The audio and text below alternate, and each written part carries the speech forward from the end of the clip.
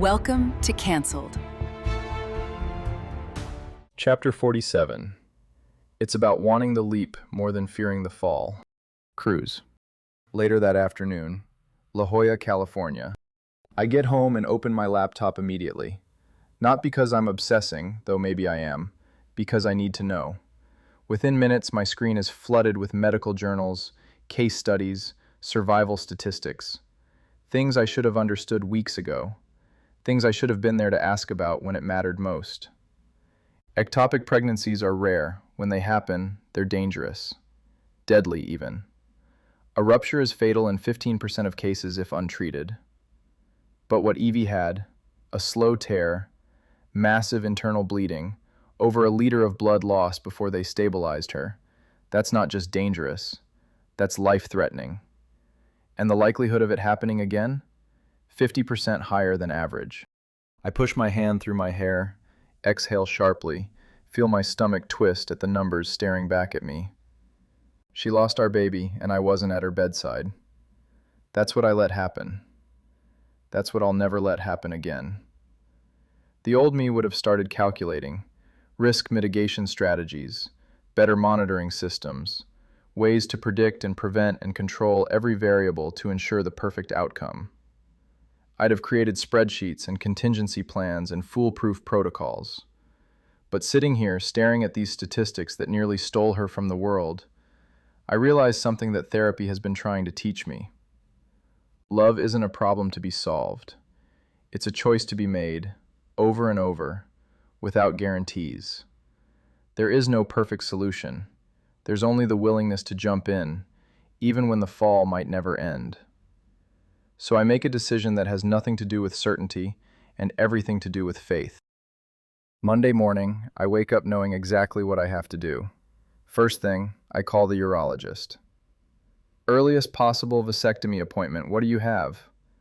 They tell me their next opening is weeks out. But then... Actually, we just had a cancellation this afternoon. Do you want it? Yes. Without hesitation. Yes. No freezing sperm, just in case. No keeping options open for some hypothetical future. No hedging my bets or maintaining control over outcomes I can't predict. Just a clean, irreversible commitment to protecting the woman I love from ever going through that kind of pain again. It's terrifying.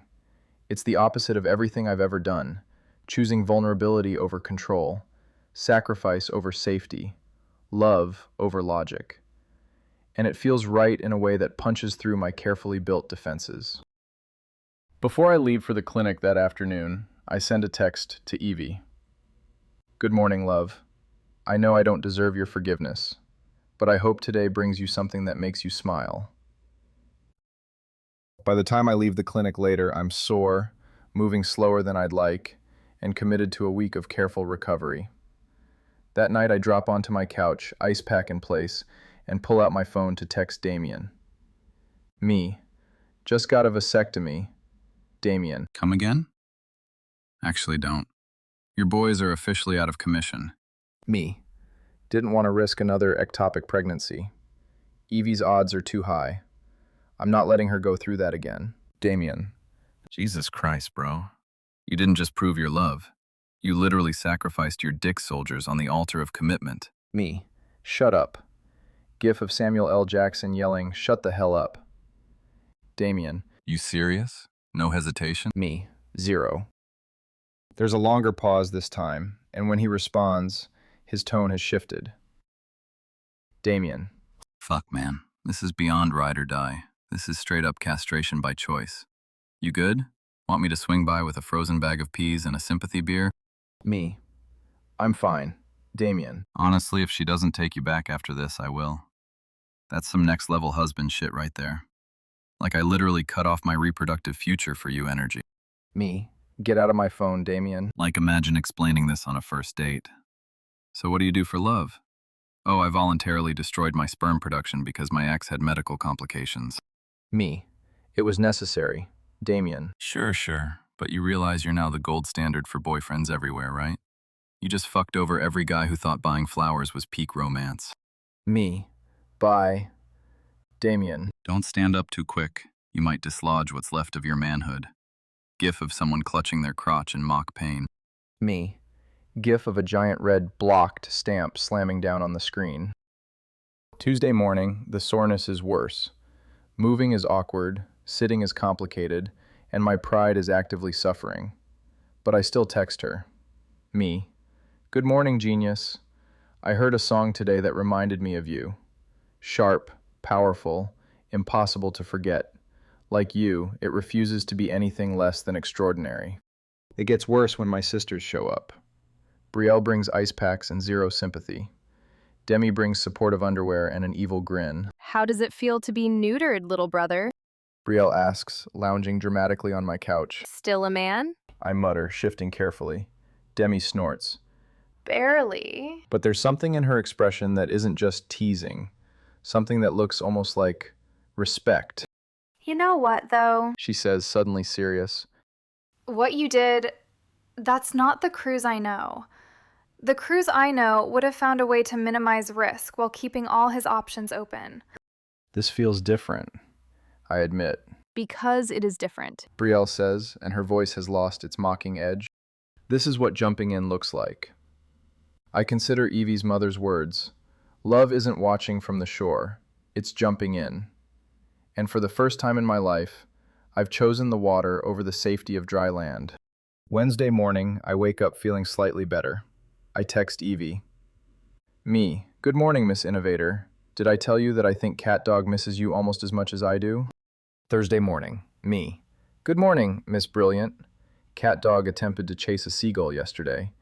He failed miserably, got sand all over his face, and looked at me like I was responsible for his humiliation. I feel like you would have laughed. Cat Dog is pacing at the door, staring at me like I'm the weakest link in our daily routine. Not today, buddy, I tell him, easing onto the couch with an ice pack. He huffs like a teenager and flops onto the floor in full betrayal mode. Brielle watches, amused. Even your dog thinks you lost your edge. I exhale sharply, but I don't argue. Because maybe I did lose my edge. Maybe that's exactly what needed to happen. Friday morning, I wake up feeling stronger than I have all week. The pain is still there, but it's manageable. I text Evie. Me. Good morning, Miss Powerhouse. I have a favor to ask. It involves waves, the best dog in the world, and a quiet walk by the water. Join me at Del Mar Dog Beach tomorrow morning? I stare at my phone for what feels like hours. Then, Evie replies, Okay. just like that, a step forward, a chance. And this time, I'm making damn sure I earn it. Cat Dog looks up at me from his spot on the floor, tail wagging slightly, like he knows something good is coming. Yeah, buddy, I tell him, finally smiling for the first time all week. We're going to see her. And maybe, if I'm lucky, I'll get the chance to show her that I've finally learned the difference between loving someone and trying to control them. It's not about safety anymore. It's about wanting the leap more than fearing the fall.